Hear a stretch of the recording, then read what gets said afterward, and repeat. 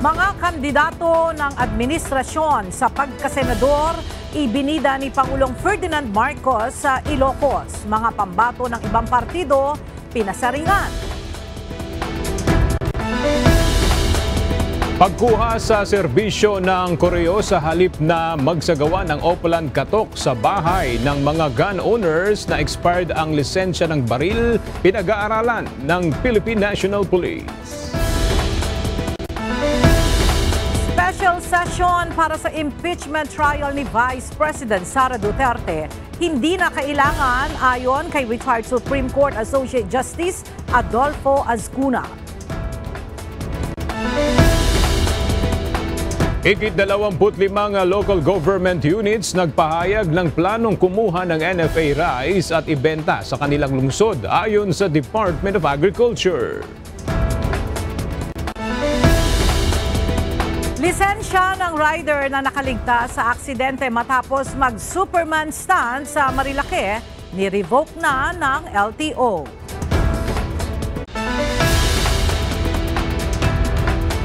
Magandang tanghali mga kasangbahay. Ngayon po ay araw ng Miyerkules, February 12, 2025. Tayo po ay sabay ang napapakinggan sa Radyo La Verdad 1350, ang UNTV Radio.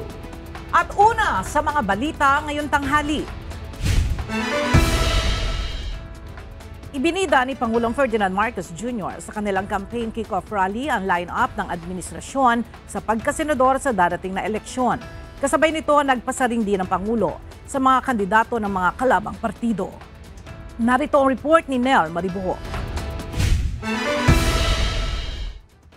Nagsimula na ang programa para sa paglulunsad ng kampanya ng mga kasama sa administration slate sa baluarte mismo ng mga Marcos sa probinsya ng Ilocos Norte kahapon. Isinagawa ang proclamation rally sa Centinela Arena sa Lawag City. Mismong si Pangulong Ferdinand Marcos Jr. ang nanguna sa campaign kick-off ng Alyansa para sa Bagong Pilipinas. Kabilang sa mga sinusuportahang kandidato ng administrasyon ay sina dating Interior Secretary Benhur Abalos, Makati City Mayor Abby Binay, Senator Pia Cayetano, Senator Amy Marcos, Senator Lito Lapid, former Senators Panfilo Lacson at Manny Pacquiao, Senator Ramon Bong Revilla Jr., former Senate President Vicente Sotto III, Senator Francis Tolentino, Party List Representative Erwin Tulfo at Las Piñas Representative Camille Villar.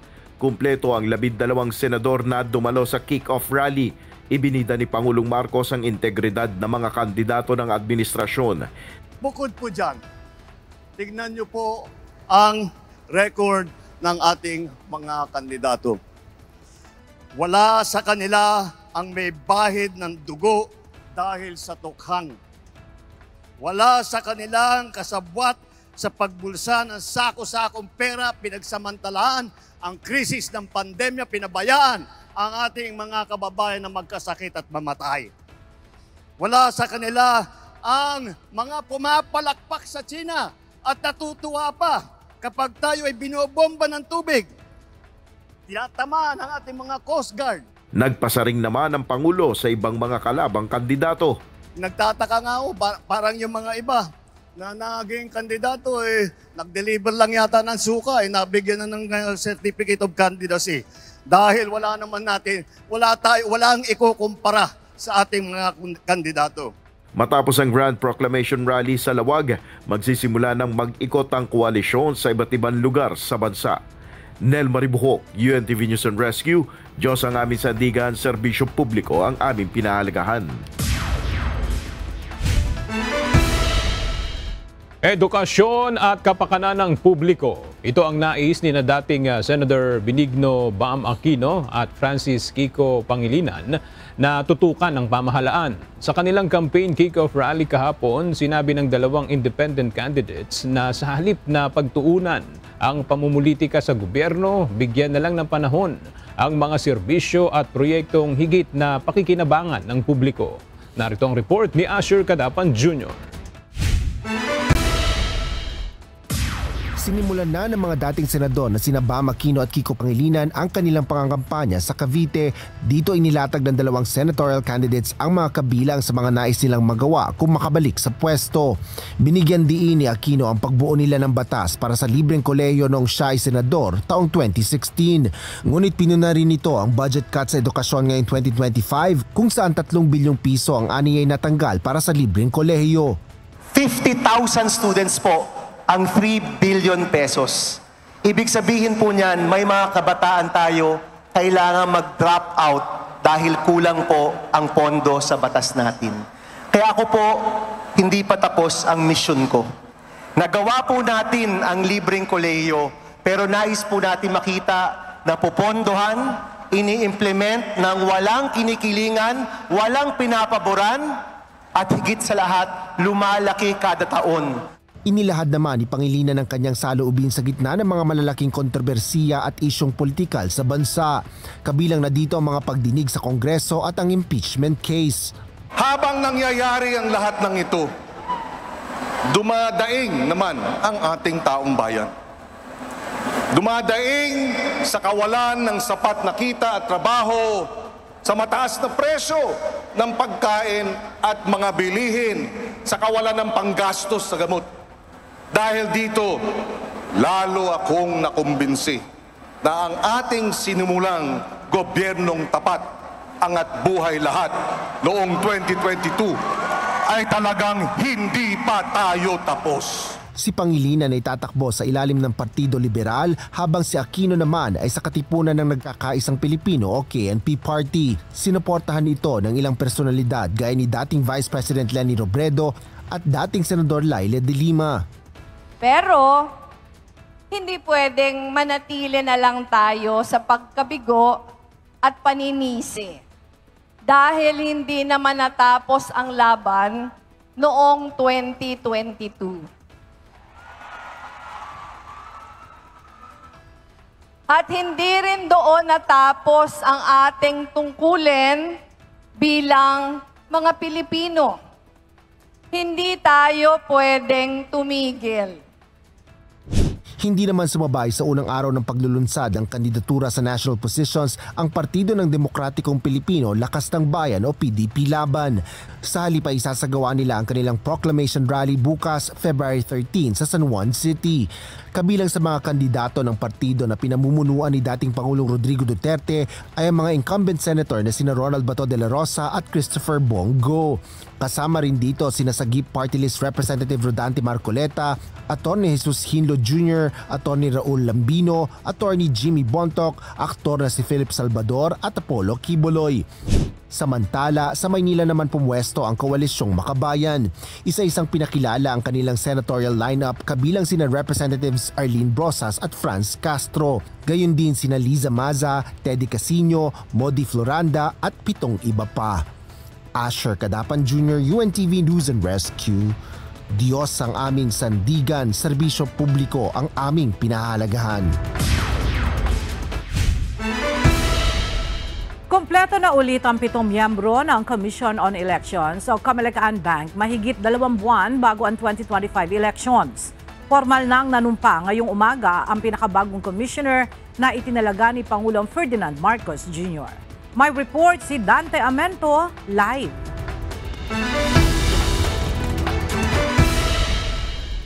Dante, anong bentahe ngayong kumpleto na ang Comelec-An Bank at ano ang maitutulong nito sa parating na halalan? Magandang umaga, Ella. Maraming bentahe kapag kumpleto na yung 7 mga miyembro ng Comelec-An Bank. Isa na dyan kapag mayroong decision making, kapag mayroong isang kaso na desisyonan, mahalaga na kumpleto yung mga miyembro ng 2 division ng Comelec, ang 1st Division at saka 2nd Division. At lalo na, paparating na rin ang sinasabi nga ng Comelec dito, Ella, ang 2025 ay mayroong super elections. Ito yung 2025 midterm elections at pagdating ng Oktubre, inaasahan po natin na dyan din gagawin ang kauna-unahang Bangsamoro Parliamentary Elections at sa darating naman na December 2025 o nitong taon kapag hindi naman na ipagpaliban ay gagawin din ng Comelec ang barangay at sangguniang kabataan elections. Nakapanumpa na kanina Ella kay Commission on Elections o COMELEC Chairman George Erwin Garcia ang bagong commissioner na si Attorney Noli Avelino Pipo. Noong isang araw ay una nang nanumpa si Attorney Maria Norina Tangaro Kasingal. Ang dalawa ay mga ad interim appointees dahil wala ng sesyon ang Kongreso nang sila ay itilaga ni Pangulong Ferdinand Marcos Jr. sa COMELEC. Pagkatapos manumpa sa pwesto, si Commissioner Pipo at si Kasingal ay agad na itong silang nagsimula sa trabaho. Sa ngayon ay balik na nga sa 7 ang miyembro ng Commission on Bank. 2 sa mga ito ay appointee pa ni dating Pangulong Rodrigo Duterte at 5 naman ay itinalaga ni Pangulong Ferdinand Marcos Jr. Kaugnay nito, maging mabilis at maayos ang trabaho ng COMELEC kumpara kapag sila ay kulang. Si Commissioner Kasingal ay mapupunta sa 1st Division at 2nd Division naman ng Commission si Pipo. Inaasahan din na bibigyan sila ng mga komite na kanilang hahawakan. Ela, sa kabila ng mga batikos dito nga sa pag-appoint o pagtalaga dito sa mga bagong commissioner ng COMELEC, tiniyak naman ng komisyon na sila ay magiging impartial doon sa kanilang o patas doon sa kanilang magiging trabaho sapagkat ang kanila namang kumbagang batayan sa kanilang pagtatrabaho ay yung pagtatapat sa mga Pilipino at gayon din sa ating saligang batas. Yan muna ang ating update mula dito sa Maynila. Balik sa iyo, Ella. Maraming salamat, Dante Amento. Nagsimula na ang campaign period kahapon, kaya naman muling nagpaalala ang Commission on Elections at Department of Environment and Natural Resources na bawal ang paglalagay ng mga campaign posters sa mga puno. Pero ano nga ba ang parusa na maipapataw ng batas sa sino mang mahuhuli na nagkakabit ng campaign materials sa mga puno? Ang detalye sa ulat ni Benedict Samson. Muling nagpaalala ang Commission on Elections sa Department of Environment and Natural Resources sa mga taga-suporta at mga tumatakbong kandidato na sumunod sa tamang pagkakabit ng campaign material sa mga itinakdang common poster areas. Base sa COMELEC Resolution 11086, tanging sa common poster areas na sariling gastos ng mga kandidato lamang papayagan ang paglalagay ng mga election propaganda. Hindi dapat ito nakakabit sa poste ng kuryente, puno at pader ng isang gusali. Huwag naman kung makapagpako sana sa puno, wagas, kung kaya sila ang pakuan namin. Di siyempre masakit din sa kanila yon. Number 2, gagamit po tayo ng mga biodegradable materials. Huwag naman yung non-biodegradable materials. Kaugnay din ito sa nakasaad sa Republic Act 3571 na kung saan ipinagbabawal ang pagpuputol, pagsira o pananakit sa mga puno at iba pang halaman na nakatanim sa mga pampublikong lugar. Sino mang mahuhuli na lumabag dito ay maaaring maparusahan ng prison correctional o 6 na buwan hanggang 6 na taon o ng prison mayor na 6 na taon hanggang 8 taong pagkakakulong. Hinihikayat din ng DENR ang mga kandidato na sana ay gumamit ng mga eco-friendly na materyales upang makatulong na rin sa pagpapanatiling malinis ng kalikasan. Paalala pa ng COMELEC at DENR na kahit hindi panahon ng kampanya, iwasan din nila ang paglalagay ng kung anumang bagay na maaaring makasira sa isang puno o halaman. Benedict Samson, UNTV News and Rescue. Diyos ang aming sandigan, serbisyo publiko ang aming pinahahalagahan.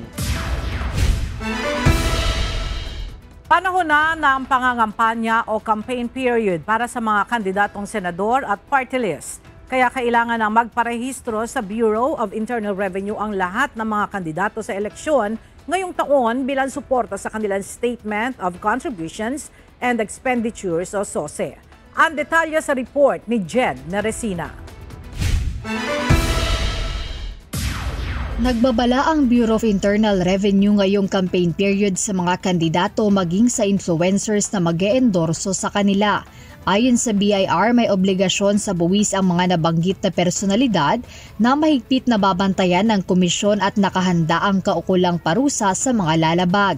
Ngayong panahon na ng pangangampanya o campaign period, kailangan ng isang kandidato na isumite sa BIR ang lahat ng magiging gasto sa pangangampanya, maging ang mga donasyong kanilang matatanggap.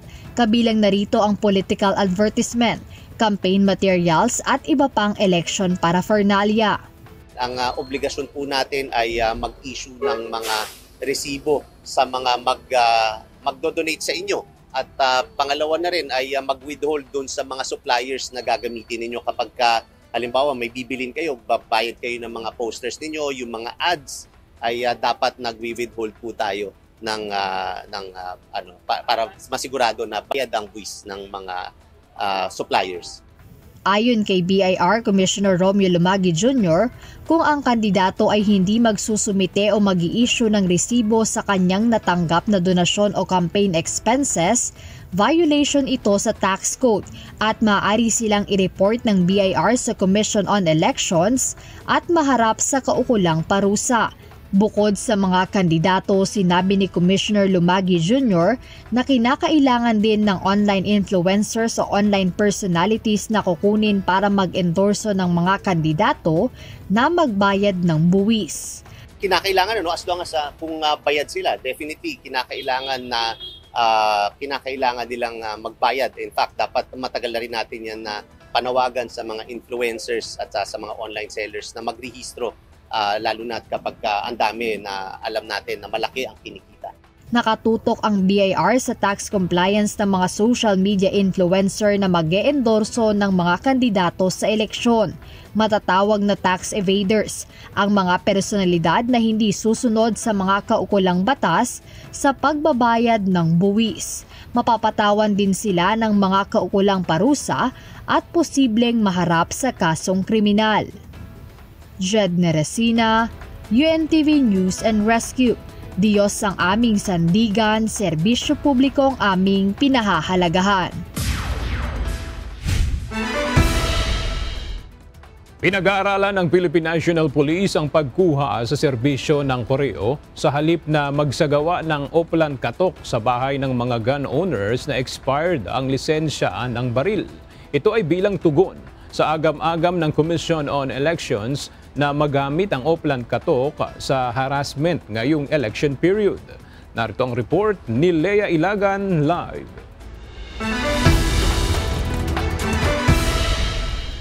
Lea, hindi kaya magiging matagal yung proseso kapag dinaan ng PNP sa koreo?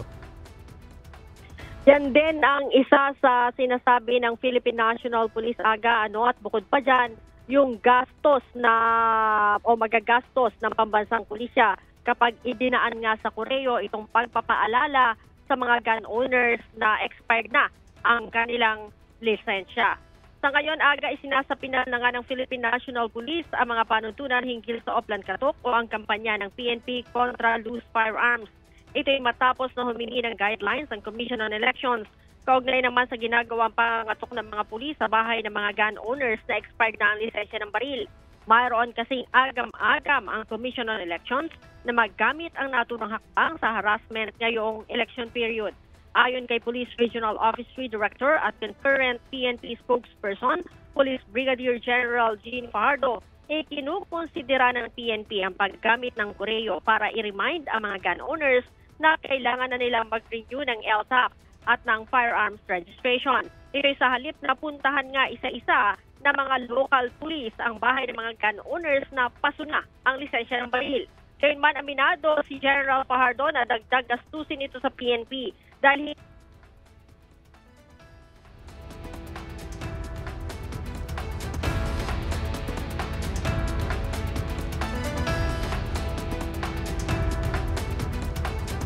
Atin pong babalikan ang ulat na yan ni Lea Ilagan. Sinimula na ng Judicial and Bar Council o JBC ang pagtanggap ng mga aplikasyon para sa posisyon ng mahistrado ng Korte Suprema. Ang mga aplikante ay para sa bakanting posisyon sa oras na umabot sa Associate Justice Mario Lopez sa mandatory retirement sa June 4. Ang kapalit niya ang magiging unang appointee ni Pangulong Ferdinand Marcos Jr. sa mataas na hukuman. Ang mga miyembro ng Korte Suprema ay itinilaga ng Pangulo mula sa listahang isusumite ng JBC nang hindi bababa sa 3 nominado para sa bawat bakanting posisyon. Ang mapipili ng Pangulo mula sa naturang listahan ay hindi na mangangailangan ng kumpirmasyon ng Commission on Appointments. Hindi excited si Senator J.B. Ejercito sa pagtayo bilang impeachment judge. Ngayong nahaharap ang Senado sa pagpoproseso ng impeachment case sa ikalawang Pangulo. Paliwanag ng mambabatas, magiging balakid ang impeachment trial sa dami ng problema ng bansa. Ang detalye sa ulat ni Asher Cadapan Jr. Plano ni Senador J.V. Ejercito na kumuha ng isang retired justice kung kakailanganin nito para sa impeachment trial laban kay Vice President Sara Duterte. Ito ay upang mapatibay ang kanilang legislative team lalo't unang beses siyang tatayong impeachment judge sa isang impeachment court. Ngunit paglilinaw ng mambabatas, hindi siya excited o sabik na gawin ito at may sentimiento siya sa pag-usad ng impeachment case. So sir, excited ka ba sa pag-upo bilang impeachment judge o may concerns ka ba? Actually hindi, kasi I have always been, natitira pa nga ako, no? Nababash ako dahil sinabi ko napakaaga nitong bickering. Oo, hindi raw bickering, legal. Opo, but whether you like it or not, an impeachment is part political. Siguro half legal, half political. And sa dami ng problema na ating bansa, all of these things have to take a backseat again. Isa sa mga nais ni Senador Ejercito na pagtuunan ng pansin ay ang pagtaas ng Gross Domestic Product o GDP ng ibang ASEAN countries. Ang GDP ang kabuang halaga ng lahat ng mga produkto at serbisyo na nilikha sa loob ng bansa sa loob ng partikular na panahon. Aniya, opisyal ng nahigitan ng Vietnam ang Pilipinas dito na maaaring magpababa ng oportunidad sa bansa. Ang worry ko dito, Vietnam's GDP is going 8%. Tayo po bumababa, no? Ang kanilang infra tuloy-tuloy. Ang worry ko rito, pag yung mag-upgrade na sila ng status to emerging economy, lahat ng foreign investments, yung mga mawawala sa ibang lugar, sa kanila na mapupunta. So we are wasting so much opportunities. Asher Cadapan Jr., UNTV News and Rescue. Diyos ang aming sandigan, serbisyo publiko ang aming pinahalagahan. Ng isang House prosecutor na hindi sila mananawagan na special session sa Senado para sa nakaambang impeachment trial ni Vice President Sara Duterte. Samantala, maituturing ng isang issue sa campaign para sa 2025 midterm elections ang impeachment ni Vice President Sara Duterte ayon sa ilang mambabatas. Ang detalye sa ulat ni Rosalie Coz. Hindi mananawagan ng special session ang isang miyembro ng House Prosecution Panel na si One Rider Party List Representative Rods Gutierrez para mas mapaaga ang pagsasagawa ng impeachment trial laban kay Vice President Sara Duterte. Giit ng mga kongresista, iginagalang nila ang Senado at hindi nila ito pinipressure. Ito ay matapos ang pahayag ni Senate President Francis Chis Escudero na posibleng sa July pa pagkatapos ng State of the Nation Address o SONA ni Pangulong Bongbong Marcos Jr. maisasagawa ang paglilitis. I don't think the prosecution team will make any moves in that manner. Hindi po kami mananawagan. Kahit ang presidente sa isang press con, sinabi niya na he may call a special session, so we leave it to them na lang po on that decision. Mas magiging mainam naman kung dadalo ng personal sa impeachment trial si VP Duterte. Unang binanggit ng pangalawang Pangulo na hindi siya dadalo kung hindi naman kinakailangan. Kung pwede namang hindi, and I understand pwede naman, hindi na. Oo. Kasi baka ma-intimidate lang sila lahat sa presence ko doon. Definitely it would be better if the subject of the impeachment were there. If she were to be presented as a witness also by their defense, then we would have the opportunity also to cross-examine po. Paninindigan ni Congressman Gutierrez, may sapat na ebidensya sila para sa impeachment trial ni VP Duterte. Samantala, mainit pa rin ang usapin ng impeachment matapos i-endorso ng Kamara ang 7 articles of impeachment sa Senado noong nakalipas na linggo. Sa gitna ng pag-uumpisa ng campaign rally ng national candidates para sa 2025 midterm elections, naniniwala ang ilang kongresistang isang mahalagang usapin ng impeachment para sa paparating na halalan. Absolutely naniniwala po ako na ito ay isang election issue. Isang malaking test po yan sa lahat ng kandidato sa aming mga paninindigan para sa bayan.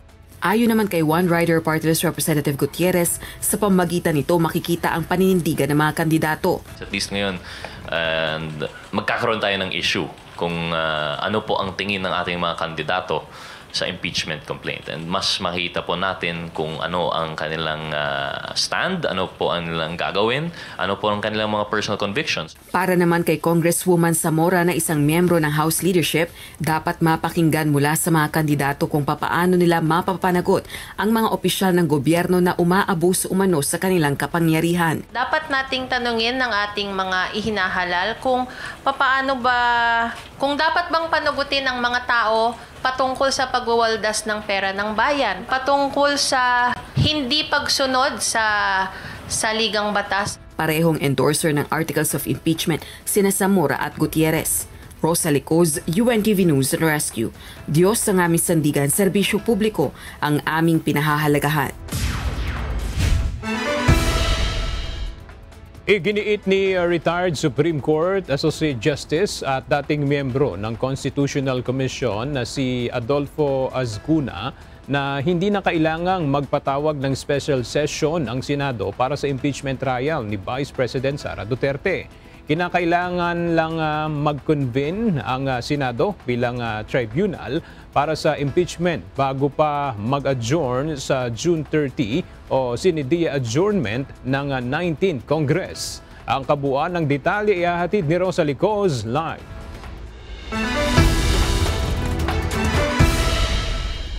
Rosalie, ano yung paliwanag ni retired Supreme Court Justice Azcuna sa prosesong ito? Aga, ipinaliwanag ni retired Supreme Court Associate Justice at dati ring miyembro ng Constitutional Commission na si Adolfo Azcuna na malinaw na nakasaad sa konstitusyon na iba ang kapangyarihang ipinagkakaloob ng saligang batas sa Senado kung ikukumpara sa legislative power nito sa usapin ng impeachment.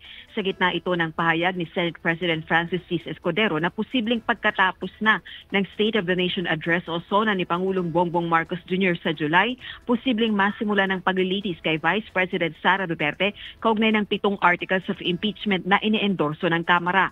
Nakasaad sa Article 11 Section 3.4 ng Philippine Constitution na oras na ma-file ang isang verified complaint o resolution of impeachment ng 1/3 ng House members, ito ay magiging articles of impeachment at dapat agad na mag-proceed ang trial ng Senado. Kaya ayon kay Azcuna, nakahiwalay ito sa Article 6 o probisyon ng saligang batas na legislative power. Ayon pa kay Azcuna, kailangan mag-convene ng Senado bilang tribunal o impeachment court para makapag-acquire ng jurisdiction kahit walang sesyon dahil mismo ang saligang batas ang may mandato nito. Dagdag pa nito, kailangan makapanumpa ang Senate judges bago pa mag-sine-die adjournment o tuluyang magtapos ang 19th Congress sa June 30. Maaari namang tumawid anya ang paglilitis sa 20th Congress. Pero kung hindi ito magagawa bago pa magtapos ang 19th Congress, maaari maging usapin ang kawalan ng jurisdiksyon at mawalang bisa ang filed articles of impeachment ng Kamara. Balik sa iyo, Aga. Maraming salamat, Rosa Licoz.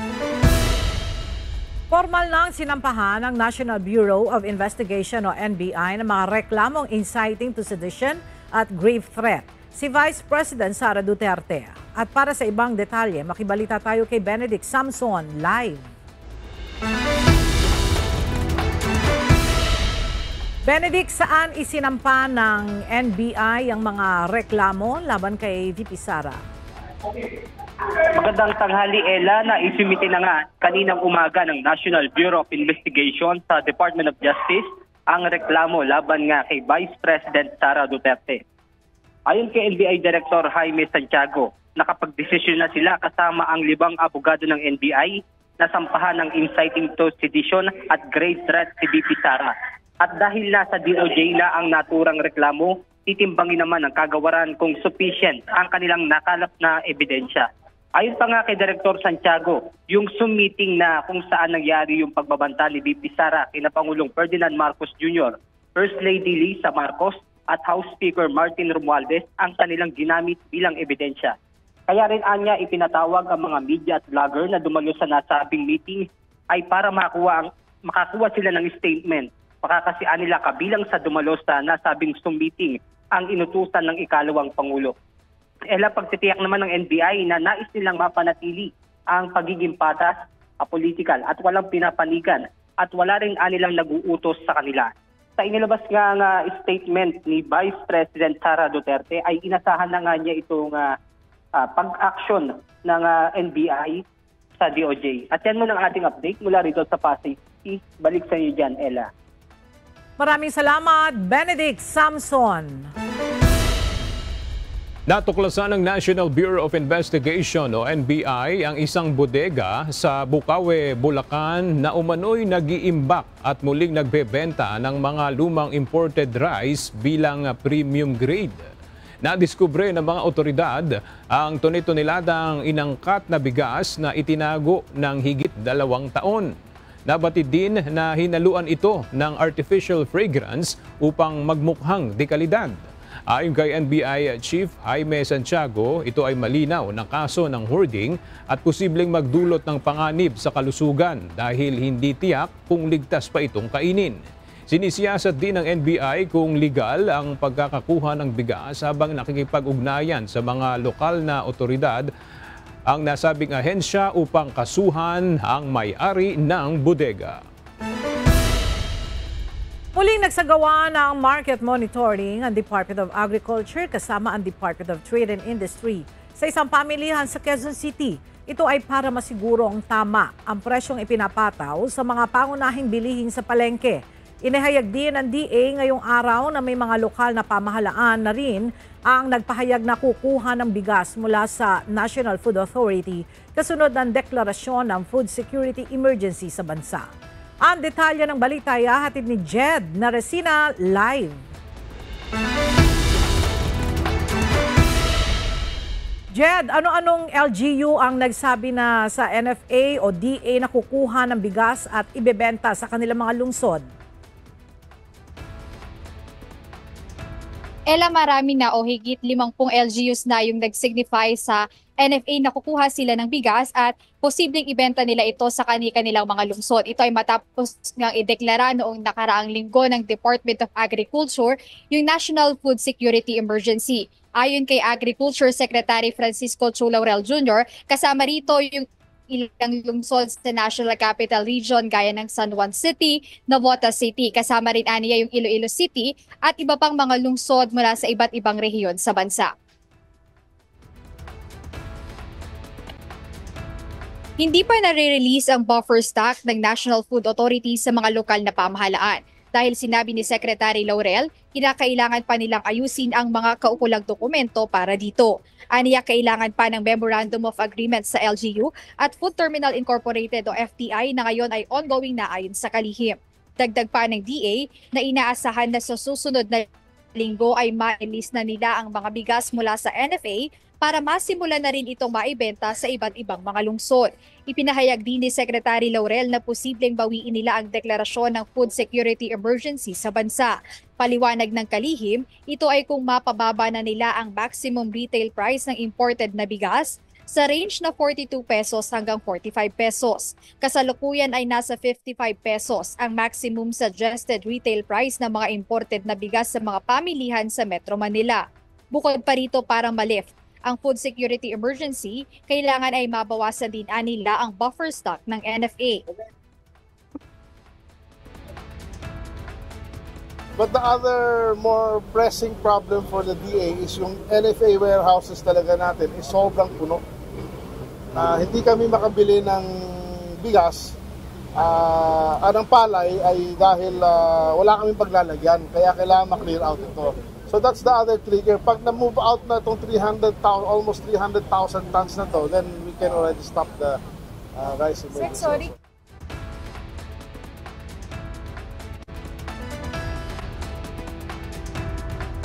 Nag-aaralan na nila ngayon. Nais ng kalihim na as early as March ngayong taon ay makapaglabas na sila ng MSRP para rito. Ella, itong isinasagawang market monitoring nga ng Department of Agriculture kasama yung lokal na pamahalaan at yung Department of Trade and Industry ay para ma-monitor nga yung mga presyo na itinatakda sa bawat pamilihan, lalo na rin po sa Metro Manila. Sinisiguro rin nila na lahat ng efforts ay ginagawa ng kasalukuyang administrasyon para mapababa yung presyo ng mga pangunahing bilihin at hindi mahirapan yung ating mga kababayan sa pagbili. Ayan muna update mula rito sa Quezon City. Balik sa iyo, Anne. Maraming salamat, Jed Naresina. Tinanggalan na ng driver's license ang nakaligtas na rider sa viral video na gumawa ng Superman stunt noong nakaraang buwan sa Marilake. Ayon sa Land Transportation Office o LTO, batay sa nakalap nilang mga ebidensya, hindi dapat magmaneho ng motorsiklo ang rider. Ang detalye sa ulat ni JP Nunez. Reckless driving at improper person to operate a motor vehicle ang naging hatol ng Land Transportation Office o LTO sa rider na si Rico Ahmad Buyawan. Siya ang rider na nakaligtas sa aksidente matapos mag-Superman stunt sa Marilake noong nakaraang buwan, kung saan nasawi naman ang isang motovlogger na kasama niya sa viral video. Batay sa naging investigasyon ng LTO Calabarzon, nakitang guilty ang rider dahil sa kanyang ginawa, kaya inirekomenda na ma-revoke ang kanyang driver's license. Sa video na nag-viral noong nakaraang buwan, makikita ang peligrosong stunt na kanyang ginawa kung saan nabangga niya ang kapwa rider at hindi bababa sa 6 na tao na nasa gilid ng kalsada. Sa opisyal na pahayag ni LTO Chief Assistant Secretary Vigor Mendoza II, sinabi nito na dapat magsilbing aral sa mga motorista na hindi dapat isinasagawa ang peligrosong stunt sa pampublikong mga kalsada dahil isa sa panganib din nito ang buhay ng ibang tao. Muli ding binigyang diin ni ASEC Mendoza na ang driver's license na ibinibigay ng gobyerno ay isang pribilehiyo na may kaakibat ng pagiging responsable sa kalsada. Noong nakaraang buwan, mas pinaigting na ng LTO at ng PNP Highway Patrol Group ang pagbabantay sa Marilake upang hulihin ang mga nagkakarera at gumagawa ng mga peligrosong stunt. Patuloy rin ang kampanya ng LTO sa road safety alinsunod sa Road Safety Action Plan na layuning maibaba sa 35% ang mga aksidente sa bansa sa taong 2028. JP Nunez, UNTV, News and Rescue. Diyos ang aming sandigan, serbisyo publiko ang aming pinahahalagahan. Nakatakdang dumalo si Pangulong Ferdinand Bongbong Marcos Jr. sa pagtitipon ng lahat ng mga municipal mayor sa bansa ngayong araw. Ito ang taunang pagsasama-sama ng mga miyembro ng League of Municipalities of the Philippines o LMP. Ang detalye sa report ni Ivan Alvarez live.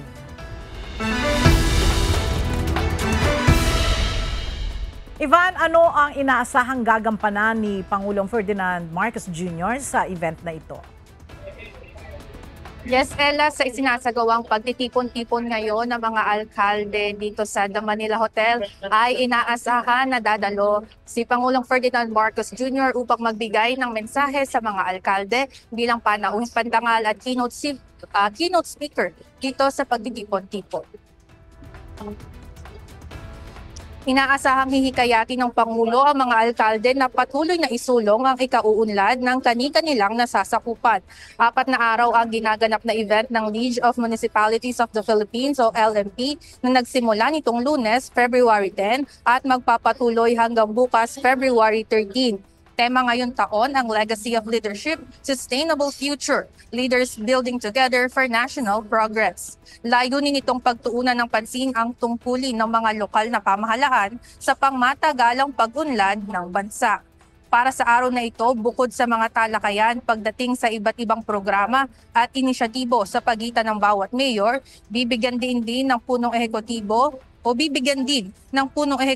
ng parangal ang mga alkalde mula sa iba't ibang munisipalidad na matagal nang nagsisilbi sa pamahalaan at may malaking naiambag sa paglago ng kanilang nasasakupan.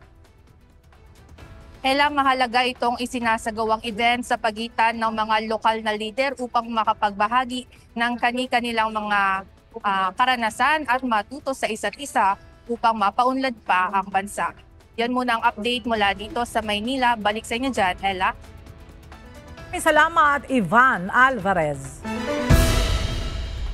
Pabor ang mga pasahero ng MRT-3 na dagdagan ang capacity nito at pabilisin ang headway o oras ng paghihintay ng tren.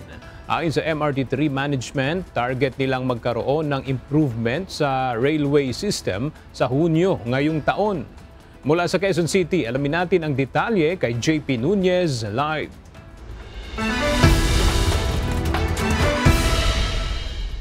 JP, ano ang pananaw ng mga commuter ng MRT3 sa planong capacity increase dito?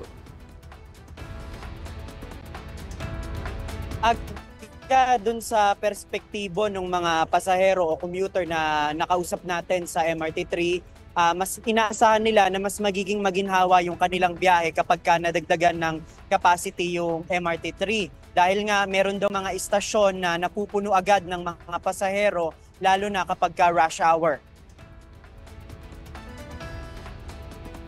Pabor na pabor sa mga regular na commuter ng MRT3 kung madadagdagan daw ang capacity nito at mapapabilis ang headway o yung kanilang paghihintay sa tren. Sa mga pasaherong nakausap natin kanina, merong nagsabi na merong mga istasyon gaya ng Guadalupe at Shaw Boulevard na talagang nagsisiksikan na ang mga pasahero lalo na tuwing rush hour. Kung maitataas daw ang capacity ng tren, inaasahan nila na baka hindi na sila magsiksikan sa pagsakay. At bagaman pareho lang daw ang ruta ng MRT3 at EDSA busway, mas pinipili nila sa MRT na sumakay dahil mas mabilis ang biyahe dito dahil mas kakaunti ang mga istasyon.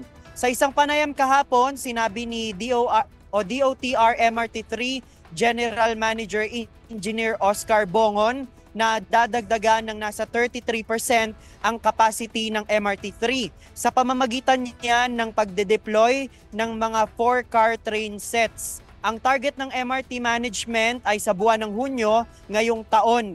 Tinatapos lang anya yung konstruksyon ng pocket track na paglalagyan ng mga 4-car train sets. Sa kasalukuyan, 3-car train sets lang ang mga nagagamit sa linya ng MRT at meron itong capacity na nasa halos 1,200. Pero ang mga 4-car train sets, merong capacity na higit sa 1,500.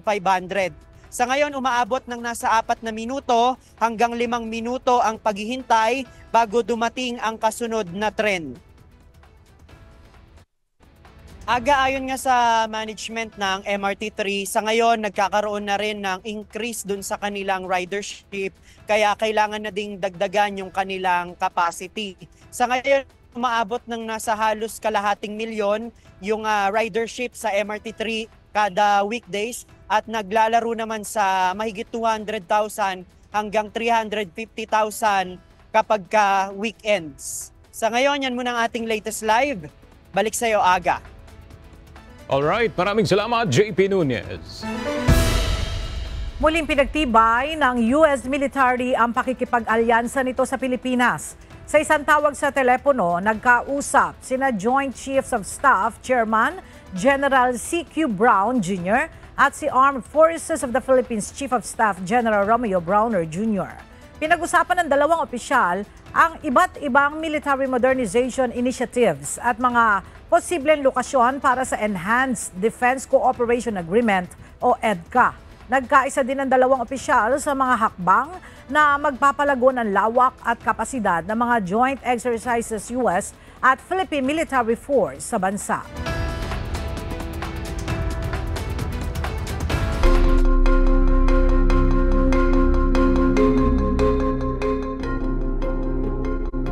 Nilagdaan na ni US President Donald Trump ang isang executive order na nagsusulong sa muling paggamit ng plastic drinking straw. Ito ay tahasang pagtaliwas sa kautusan ni dating US President Joe Biden na nagsusulong na alisin ang paggamit ng single-use plastics sa lahat ng government agencies sa Amerika na target sanang maabot sa taong 2035. Ayon kay Trump, minsan na siyang gumamit ng paper straw at anya hindi ito tumatagal dahil madali itong masira. Binatikos naman ng mga environmentalist ang hakbang na ito ni Trump. Ngunit ayon naman kay White House Staff Secretary Will Sharf, idaan na lang sa debate ang kanilang reklamo dahil tinutugunan lamang ni Trump ang dissatisfaction ng mga consumer sa paggamit ng paper straw.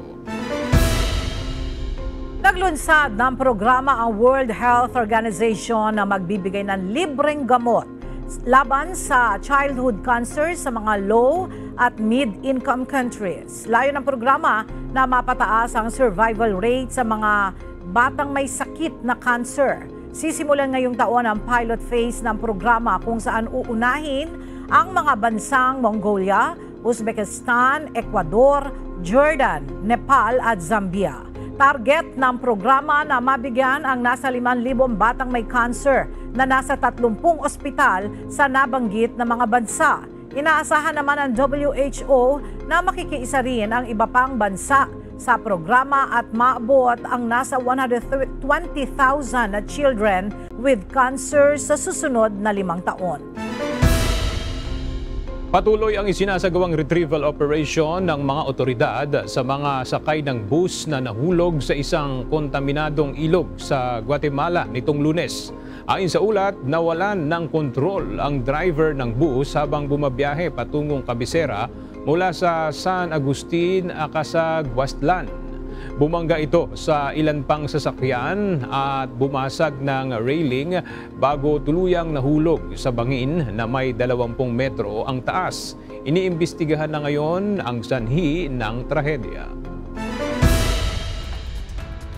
Mga kasangbahay, kung mayroon kayong hindi napanood na balita o nais nyong muling mapanood ang C-News, maaari nyo po itong balikan sa aming mga official social media account. I-like at i-follow lamang ang UNTV News and Rescue Facebook account at i-click ang subscribe button sa UNTV News and Rescue YouTube channel. Mapapanood nyo rin po rito ang iba pang news programs ng UNTV, pati na ang iba pang video na nag-iisang public service channel. Kaya subscribe, like, and share.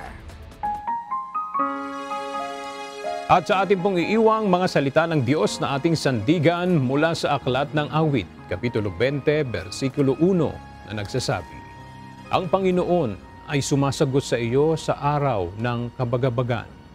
Itaas ka sa mataas ng pangalan ng Diyos ni Jacob.